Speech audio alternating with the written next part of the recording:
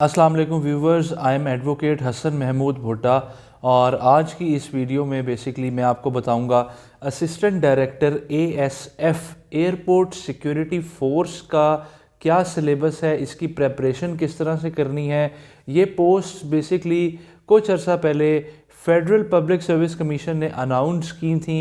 जनाब, सबसे पहले मैं आपको ये बताता चलूँ कि इसका टेस्ट जो है वो मार्च के मिड में या मार्च के एंड में होगा और इसके लिए कैसे तैयारी करनी है, कौन कौन सी चीज़ें इंपॉर्टेंट हैं और किस तरह से आप इस टेस्ट में सक्सेस हासिल कर सकते हैं। तो व्यूवर्स, मैं आपको ये भी बताता चलूँ कि टोटल जो नंबर ऑफ़ पोस्ट्स हैं, वैकेंसीज थी, वो 33 थी और airport security force cabinet secretariat के अंदर ये बेसिकली आता है जी।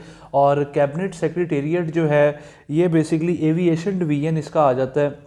ये एक बहुत ही पावरफुल मिनिस्ट्री है पाकिस्तान के हवाले से। फेडरल पब्लिक सर्विस कमीशन की एक बहुत ही ज़बरदस्त नौकरी है। इसकी तनख्वाह के बारे में बात कर लेते हैं तो 1 लाख के करीब आपकी तनख्वाह होगी। BPS 17 17वें ग्रेड जो है वो आपको government of Pakistan federal government की तरफ से दिया जाएगा।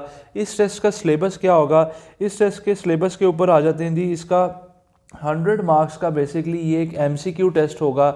इस MCQ टेस्ट के अंदर आपके कौन कौन से पोर्शन आएंगे और आपने उनको किस किस तरह से प्रिपेयर करना है। तो व्यूवर्स, उसके बारे में मैं आपको कुछ थोड़ा सा बताता चलूँ कि आपकी इसके अंदर इंग्लिश का पोर्शन आएगा, जनरल नॉलेज का पोर्शन आएगा, बेसिक मैथमेटिक्स का पोर्शन आएगा जिसमें अलजबरा, रेशो, परसेंटेज और अर्थमेटिक मीन्स के सवालात आएंगे। इसके अलावा जनाब करंट अफेयर्स जो है बेसिकली उसके अंदर करंट अफेयर्स में डेवलपमेंटल फेज़ के हवाले से क्वेश्चंस आएंगे और जो पास्ट 2 ईयर्स के सवालात हैं उसमें से बेसिकली आपको बताया जाएगा, आपसे पूछा जाएगा और आपने उनके आंसर करने हैं कि पास्ट 2 ईयर्स में कौन कौन सी इंटरनेशनल और नेशनल लेवल पे डेवलपमेंट्स हुई और इस तरह से जो है वो आपका पेपर कंडक्ट किया जाएगा। तो व्यूवर्स, 20 मार्क्स का बेसिकली जो इंग्लिश का पोर्शन है उसके ऊपर सबसे पहले आते हैं उसकी प्रिपरेशन किस तरह से करनी है। व्यूवर्स, आपने एडवांस के मॉडल पेपर लेने हैं FPSC वालों के, किसी भी अच्छे बुक शॉप से आपको मिल जाएंगे। लेटेस्ट एडिशन आपने बाय करना है और उसके अंदर जो इंग्लिश का पोर्शन है उस किताब के अंदर 200 पेपर हैं, 250 पेपर हैं, जिस मर्जी स्केल के हैं आपने उन सारों को प्रिपेयर कर लेना है। क्योंकि आपका इंग्लिश का पेपर कहाँ से आएगा, टेंसेज आएंगे, डायरेक्ट इनडायरेक्ट आएंगे, एक्टिव पैसिव आएंगे, सिनोनिम एंटोनिम्स आएंगे, पेयर ऑफ वर्ड्स आएंगे, इडियम्स आएंगे। इसके ऊपर आपकी एक अच्छी खासी ग्रिप होनी चाहिए। वर्ड्स मीनिंग भी आ सकते हैं, ठीक है। एक वर्ड पूछा जाएगा, 4 मीनिंग पूछ सकती है FPSC कि वो बेसिकली इनका मीनिंग क्या है। तो इसके अलावा जनरल नॉलेज में जनाब आपका जनरल नॉलेज आएगा, एवरीडे साइंस आएगी। जनरल नॉलेज में आपका कंप्लीट जनरल नॉलेज आ जाता है जिसमें आपसे पाकिस्तान स्टडी, इस्लामियात, हिस्ट्री से सवालात पूछे जाएंगे। एवरीडे साइंस के अंदर आपका बेसिकली जो पोर्शन है बायोफिज़िक्स और केमिस्ट्री का बेसिक लेवल पे आपने इसको प्रिपेयर करना है। अगर आप लोग ग्रेड 17 एंड अबव और इससे below, basically below and above के सारे पेपर एडवांस मॉडल पेपर्स के कर लेते हैं तो व्यूवर्स आप बासानी इस पेपर में क्लियर हो जाएंगे। मैथ का अक्सर लोगों को बहुत सारा इशू आता है कि जी मैथ की प्रेपरेशन करें, किस तरह से करें। तो मैथ की प्रेपरेशन के लिए मैं आपको ये बताता चलूँ कि मैथ की प्रेपरेशन के लिए आपने मैट्रिक का मैथ्स और 6ठी 7वीं 8वीं क्लास का मैथ्स जो है उसको अच्छे से प्रिपेयर कर लेना है और इंटरनेट के ऊपर गूगल पे जाके बेसिक मैथ्स लिखें, बहुत सी अच्छी अच्छी चीज़ें आपको मिलेंगी। अलजबरा, रेशो, परसेंटेज के हवाले से सवालात मिलेंगे, एवरेज के ऊपर क्वेश्चन मिलेंगे। उन छोटे छोटे क्वेश्चन को सॉल्व करने की कोशिश करें और कोशिश करें कि आप उनके सही तरह से आंसर दे सकें।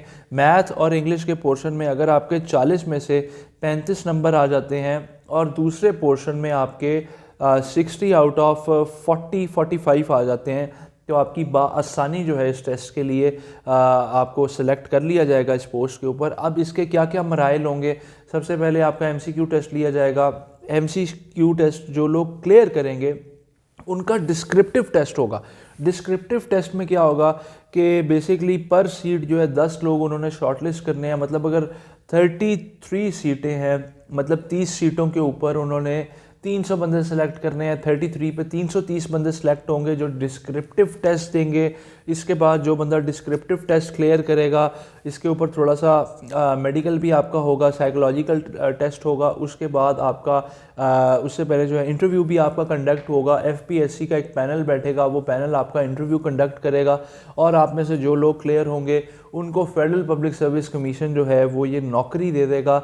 इसको मिस मत कीजिएगा, इसकी अच्छे से तैयारी कीजिएगा। व्यूवर्स, एंड पे एक मैसेज है, आप में से और हम में से बहुत सारे ऐसे लोग हैं जो टेस्ट की रजिस्ट्रेशन कराते हैं, ऑनलाइन टेस्ट की फ़ी जमा कराते हैं, लेकिन वो पढ़ नहीं पाते या वो पढ़ते नहीं हैं। तो बेसिकली अगर आप टेस्ट की फ़ी जमा करा रहे हैं, अगर आप कंपटीशन में हिस्सा ले रहे हैं, तो मेरी आप सबसे ये रिक्वेस्ट है, एज अ टीचर मैं आपको ये एडवाइस दे रहा हूँ कि एज अ मेंटर आप मेरी इस एडवाइस पे अमल करें कि अगर आप टेस्ट क्लियर करना चाहते हैं तो एक फार्मूला है, कहीं पे भी जाके सर्च कर लीजिएगा, 10,000 आवर फार्मूला। 10,000 घंटे किसी एक चीज़ पे अगर आप देंगे तब जाके आपको उसमें कोई थोड़ी सी महारत हासिल हो सकती है। तो अगर आप कहते हैं कि जी मैं थोड़ा सा पढ़ के 2-4 एफपीएससी के पेपर करके ये पेपर क्लियर कर लूँगा, तो ये आपकी बहुत बड़ी भूल है। और ये वीडियो उन लोगों के लिए नहीं है जो पढ़ना नहीं चाहते, ये वीडियो उन लोगों के लिए बनाई गई जो वाकई एफपीएससी और पीपीएससी के टेस्ट को क्लियर करना चाहते हैं। तो व्यूवर्स, मुझे अपनी दुआ में याद रखिएगा और इसके साथ ही मुझे दीजिएगा अब इजाज़त। स्टैमरिंग हो रही है, ये स्टैमरिंग कब होती है? जब बंदा बहुत ज़्यादा थका हुआ होता है।